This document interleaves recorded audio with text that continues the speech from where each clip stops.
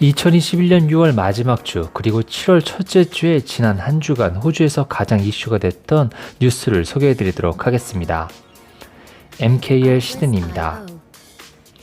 한 주간 이슈가 된 소식은 시드니 본다이발 코로나 감염 확산에 따른 2주간 락다운 조치 시행과 각 주의 델타 바이러스 확산 소식, 호주 뉴질랜드 자유여행 트래블버블 전면 중단 소식, 세컨 워킹 비자 지정된 일자리에 외식 및 관광업계 포함이 되고 요리사, 회계사 등의 직업군이 추가가 된 우선 기술 이민 직업군 리스트 업데이트 소식입니다. 뉴사우스웨일스주의 본다이발 코로나 감염 확산에 따른 지역 감염 확산세가 무섭습니다. 금요일 22명의 신규 확진자가 발생하자 뉴사우스웨일스주 주 정부는 울라라, 웨이버리, 랜드윅, 그리고 시드니 시내 등 4개 지역 카운슬 주민에 대해 부분적으로 락다운을 선언했습니다. 해당 락다운 조치는 일주일간 내려져 7월 2일 금요일까지 시행이 될 예정이었지만 토요일 12명의 지역 감염자가 추가가 되자 뉴사우스웨일스주는 시드니 광역권, 블루마운틴, 울릉공, 센트럴 코스트 등의 지역으로 락다운 조치를 확대 실시하고 기간도 7월 9일까지로 연장했습니다. 시민들은 필수적인 목적으로만 자택을 떠날 수 있게 되었는데요.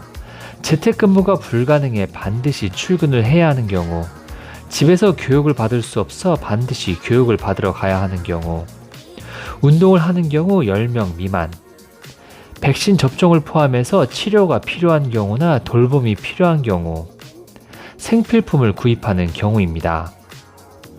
오늘부터는 결혼식이 허용되지 않으며 장례식은 마스크를 착용한 채 진행이 가능하지만 4평방미터당 1명 규칙이 적용되는 가운데 최대 100명까지만 참석이 허용이 됩니다. 하지만 보건당국은 이미 코로나가 가족 구성원들 등 근접 접촉자에게 전파됐을 것이라고 말하며 당장은 훨씬 더 확진자가 늘어날 것이라고 밝혔는데요. 락다운 조치 이후에도 확진자는 계속 추가되는 상황이고 일요일 발표에는 신규 지역 감염자가 30명, 오늘 오전 발표에는 18명이 추가되어 이번 본다이발 코로나 누적 지역 감염자 수는 128명으로 불어났습니다. 빅토리아주에서도 확진자가 나왔는데요.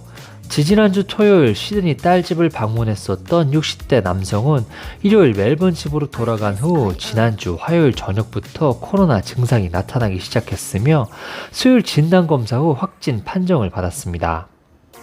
이 남성은 전염성이 높은 시드니 본다이 정션발 델타 바이러스에 감염되었는데요.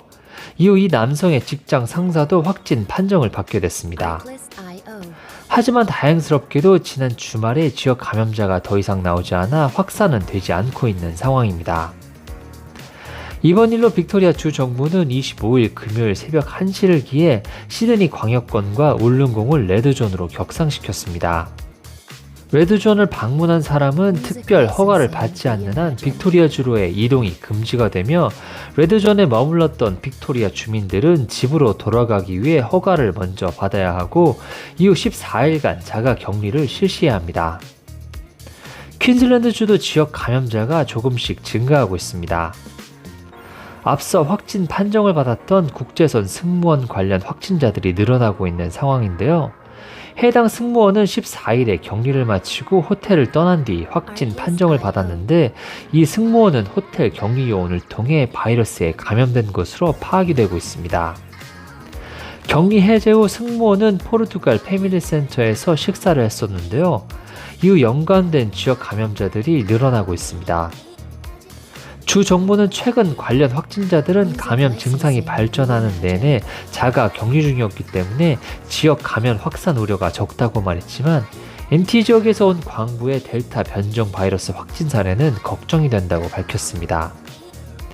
NT 지역 한 광산 지역에서 총 4명의 집단 지역 감염 사례가 발생하였는데요. 이와 관련 NT 주 정부가 어제 오후 1시부터 다윈, 팔머스톤, 리치필드 지역에 48시간 긴급 봉쇄 조치를 단행했습니다. 광산 지역 근무자 754명은 현장에서 전원 격리 조치에 들어갔으며 현지를 방문한 후 다윈, 앨리스 스프링스, 브리즈번으로 돌아간 900여 명에 대해서도 2주간 자가격리 조치가 내려졌습니다. 하지만 퀸즐랜드주에서 발생한 신규 지역 감염자 중 한 명이 NT주에 광부인 것으로 나타났고, 이에 따라 퀸즐랜드 주 정부도 거리두기 수칙 강화를 발표했습니다. 화요일 새벽 1시부터 시행되는 이번 강화 조치는 브리즈번, 골드코스트 등 퀸즐랜드주 상당수 지역에서 2주간 실시될 예정이며 마스크 착용이 의무화됩니다.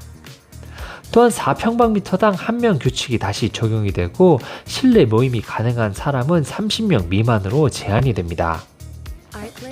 시드니 본다이발 코로나 델타 변이 바이러스 확산 사태로 봉쇄 조치가 내려지고 여러 주에서 지역 감염이 확산이 되자 뉴질랜드 정부가 호주와 쌍방향 자유여행, 트래블 버블을 29일까지 일시 중단했습니다. 이에 따라 뉴질랜드는 호주 입국자들에 대한 자가 격리 면제 조치를 중단하고 상황을 검토할 예정인데요. 이미 자신다 하던 뉴질랜드 총리는 다음 달로 예정된 호주 방문 일정도 연기했습니다. 호주 뉴질랜드 트래블 버블의 경우 지난 4월 발효된 후 부분적 준반 조치가 내려진 적은 있었지만 호주 전역에 대해 전면적인 입국 제한 조치가 내려진 것은 이번이 처음입니다.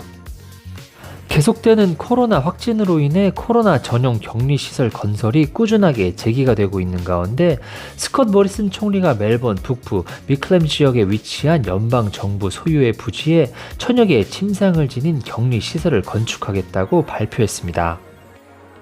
더불어 연방정부는 퀸즐랜드 주 정부의 브리즈번 공항에서 5분 거리에 있는 핀텐바 지역에 저장 창고로 사용 중인 다마스커스 군용 부지에도 1000개의 침상을 지닌 격리시설 건축을 제한한 상태입니다.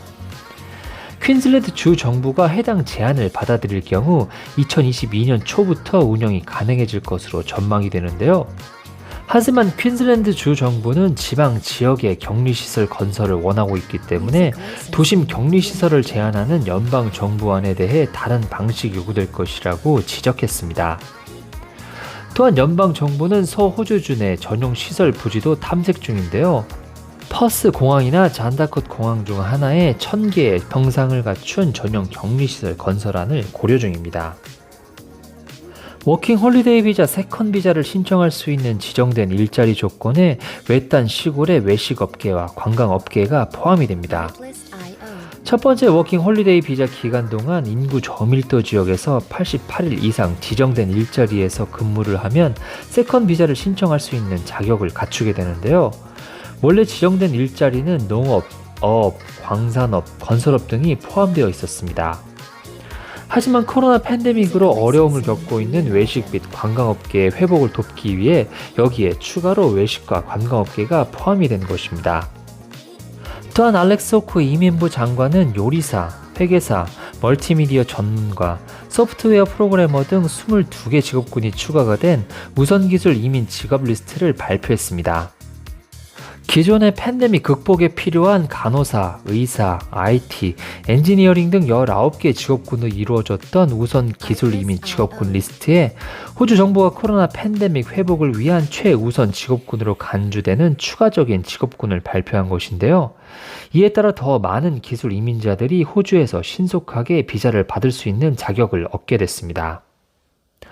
오늘은 시드니 본다이발 코로나 감염 확산에 따른 2주간 락다운 조치 시행과 각 주의 델타 바이러스 확산 소식, 호주 뉴질랜드 자유여행 트래블 버블 전면 중단 소식, 세컨 워킹 비자 지정된 일자리에 외식 및 관광업계가 포함이 되고 요리사, 회계사 등 직업군이 추가가 된 우선 기술 이민 직업군 리스트 업데이트 소식을 전해드렸습니다.